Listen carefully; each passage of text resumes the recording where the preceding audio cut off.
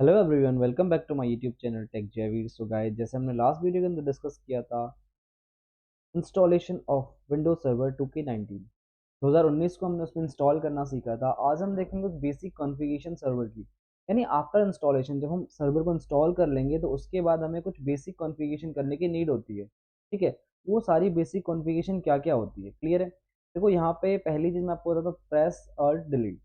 Press control और delete लिखा हुआ है तो आपको क्या करना है, यहाँ पे वर्चुअल मशीन का फीचर होता है, यहाँ पे ये शॉर्टकट की है इसका। अगर आप प्रेस करते हो कंट्रोल ऑल्ट और डिलीट तो आपका क्या होगा, फिजिकल मशीन पे इम्पैक्ट पड़ेगा। ठीक है, यहाँ मैंने कल पासवर्ड सेट किया था, हम पासवर्ड यहाँ पे ऑन कर लेते हैं इसका। तो यहाँ पे क्या हुआ, हमारा सर्वर ऑन हो चुका है।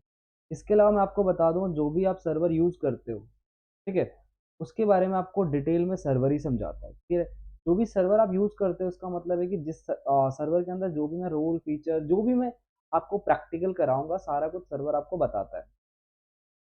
ठीक है, इन केस अगर आपको सर्वर की थोड़ी बहुत नॉलेज है, ठीक है, आप सर्वर के बारे में थोड़ी बहुत चीज़ें जानते हो, तो आप सर्वर पढ़ते पढ़ते भी सर्वर के बारे में डिटेल में पढ़ सकते हो। क्लियर, यानी सर्वर खुद के बारे में खुद ही पढ़ाता है। क्लियर है, तो आपको ये चीज़ मैं बाद में क्लियर करूंगा कैसे खुद के बारे में खुद ही पढ़ाता है। क्लियर है, यहाँ पे आप देख सकते हैं Windows server 2K19 data centre evolution, Windows licence valid 179, यानी ये 180 डेज के लिए वैलिड होता है। ठीक है, आपको क्या करना पड़ता है, सर्वर का लाइसेंस परचेज करना पड़ता है। ये आपका 179 डेज तक क्या होता है, आपका वैलिड होता है, यानी फ्री होता है, आप इसे यूज कर सकते हो 6 मंथ तक। क्लियर है, अब मैं आपको बता दूं कुछ बेसिक कॉन्फ़िगरेशन क्या क्या है। ठीक है, सबसे पहले आपको क्या करना है, यहाँ पे अपने सर्वर मैनेजर के अंदर चले जाना है। सर्वर मैनेजर हमारे पास क्या टूल है जिसकी हेल्प से हम क्या करेंगे, पूरे सर्वर को ऑपरेट करेंगे, पूरे सर्वर को मैनेज करेंगे। ठीक है, मेरी बात को समझे आप? यहाँ पे सर्वर मैनेजर के थ्रू हम क्या करेंगे, पूरे सर्वर को ऑपरेट करेंगे। क्लियर है, आपको क्या करना है, बैकग्राउंड में कोई भी चीज़ रन नहीं करनी है कि हम वर्चुअल मशीन का यूज़ कर रहे हैं तो आपका सिस्टम हो सकता है थोड़ा सा स्लो हो जाए।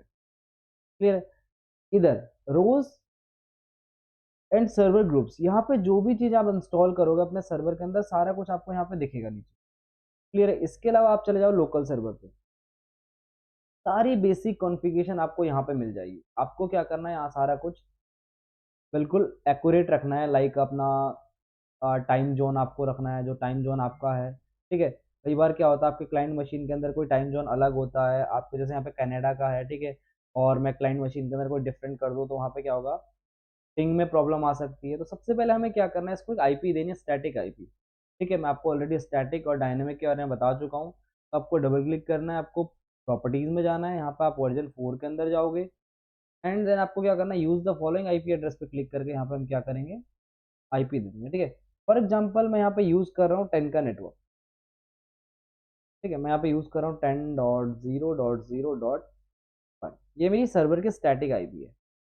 ठीक है, और गेटवे में दे देता हूँ इसको 10 का 10। एंड ध्यान देना, यहाँ पे जो डीएनएस होता है, डीएनएस का मतलब होता है आपका domain name server, domain name system. ठीक है, ये काम क्या करता है, जो आपका सर्वर का नाम होता है और जो सर्वर की आईपी होती है वो दोनों आपस में कनेक्टिविटी किसके थ्रू करते हैं, डीएनएस के थ्रू करते हैं। मैं आपको आने वाले ट्यूटोरियल में एक स्पेशल वीडियो बनाऊंगा किसके ऊपर, डीएनएस के ऊपर, डीएनएस काम कैसे करता है, डोमेन नेम सिस्टम काम कैसे करता है। तो आपको एक चीज ध्यान में देनी है कि आपको क्या करना है, डीएनएस यानी अपने सर्वर की आईपी, जो आपके सर्वर की आईपी है, जितने भी क्लाइंट मशीन है सबके आपको पीडीएनएस के अंदर क्या करनी है, सर्वर की आईपी दे देनी है। ठीक है, ओके कर देते हैं, ओके। पहला काम आपको क्या करना है, सर्वर को स्टैटिक आईपी देनी है। समझे मेरी बात को? ठीक है, इनेबल कर देते हैं इसको।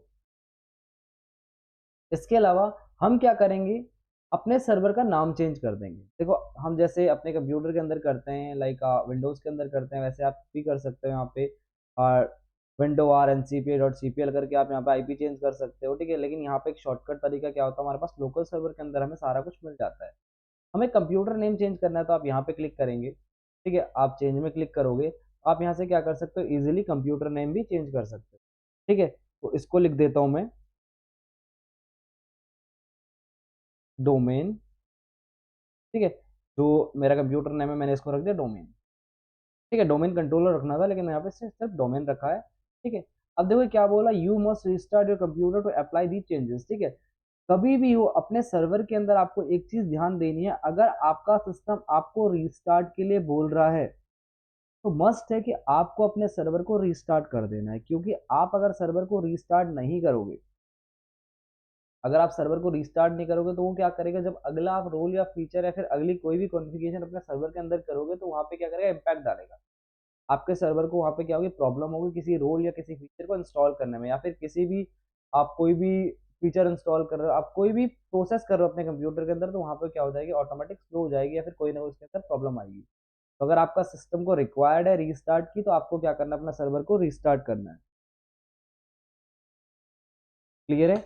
इसके अलावा आपकी सर्वर मशीन बिल्कुल एज इट इज आपके क्लाइंट मशीन की तरह काम करती है। ठीक है। अब सर्वर का जो सबसे इंपॉर्टेंट काम होता है, ध्यान से समझना, सर्वर का जो सबसे इंपॉर्टेंट काम होता है, सर्वर का काम होता है मल्टीपल कंप्यूटर्स को सर्विसेज देना। ठीक है। आप सर्वर के थ्रू क्या कर सकते हो, मल्टीपल कंप्यूटर्स को क्या करते हो, सर्विसेज देते हो। ठीक है। फॉर एग्जाम्पल हम एक नेटवर्क बनाते हैं यहाँ पे, वर्चुअल नेटवर्क बना लेते हैं।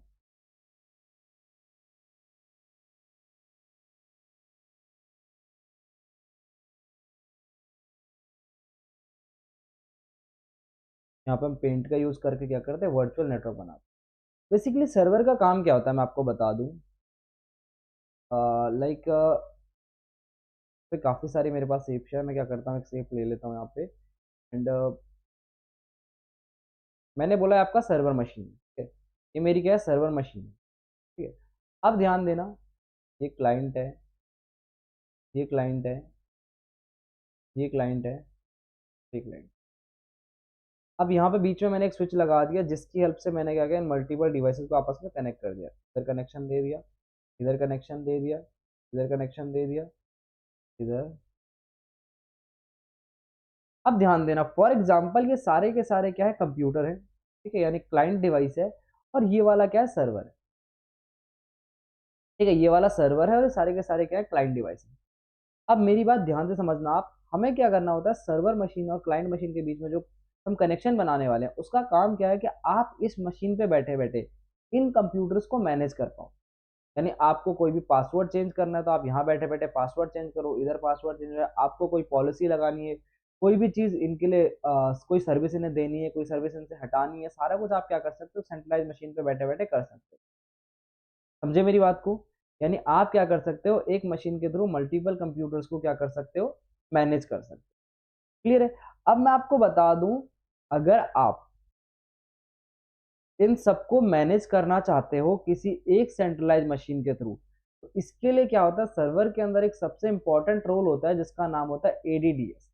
मैं आपको बता दूं, आप मैनेज पे जाओगे, एड रोल एंड फीचर पे जाओगे। देखो मैंने क्या बोला आपको, एक चीज ध्यान में देना, मैंने आपको ऑलरेडी बताया था कि सर्वर आपके पास एक ऐसा टॉपिक है जो खुद के बारे में खुद पढ़ाता है। देखो यहाँ पे एक विजार्ड ओपन हुआ, this wizard help you install roles, role services और फीचर्स। देखो ये क्या बोल रहा है कि यहाँ पे ये विजार्ड क्या कर रहा है, आपको हेल्प कर रहा है, ठीक है, रूल्स और सर्विस एंड फीचर को इंस्टॉल करने के लिए। ठीक है, मैं आपको बता दूं, इसके अलावा आप जो भी काम करोगे, देखो before you continue verify that the following task has been completed. ठीक है, आपको क्या करना है, सारी चीजें चेक करनी है कि ये चीजें है या नहीं है। तो मैंने क्या बोला, सर्वर क्या करता है, खुद के बारे में खुद ही पढ़ाता है। अगर मैं यहाँ पे नेक्स्ट करता हूँ, तो ये चीज क्या है, देखो इसके बारे में पूरा इसने क्या कर रखा है, डिस्क्रिप्शन दे रखा है। ठीक है, नेक्स्ट करते हैं। अब ध्यान देना, मैं आपको एक प्रैक्टिकल समझा रहा हूँ यहाँ पे, मैं प्रैक्टिकली कोई चीज़ दिखा रहा हूँ आपको। ठीक है, मैंने बोला एडीडीएस इंस्टॉल करना है, एक्टिव डायरेक्टरी डोमेन सर्विसेज। आने वाली वीडियो में हम देखेंगे कि एडीडीएस है क्या। ठीक है, यहाँ पे लिखा है एक्टिव डायरेक्टरी डोमेन सर्विस। अगर मैं इस पर क्लिक करता हूँ तो ये मुझे एडीडीएस के बारे में बता रहा है, इसने लिखा हुआ है कि एडीडीएस क्या काम करता है। तो मैंने क्या बोला, सर्वर क्या काम करता है, खुद के बारे में खुद ही बताता है। अगर मैं किसी भी रोल पे क्लिक कर लूँ, लाइक डीएचसी पे क्लिक कर लो, डीएचसीपी के बारे में बताएगा, मैं डीएनएस पे क्लिक करता हूँ, डीएनएस के बारे में बताएगा। तो सर्वर के केस में क्या होता है, सर्वर खुद ही अपने बारे में पूरी डिटेल हमको देता है। क्लियर है? समझे मेरी बात को?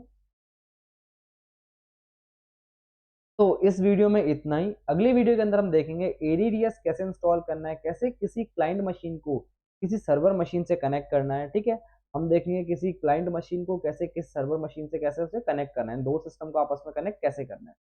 समझे मेरी बात को? तो आपको अगर वीडियो अच्छी लगी हो तो वीडियो को लाइक करें, चैनल को सब्सक्राइब करें। मिलते हैं अगले वीडियो में, तब तक के लिए थैंक यू सो मच।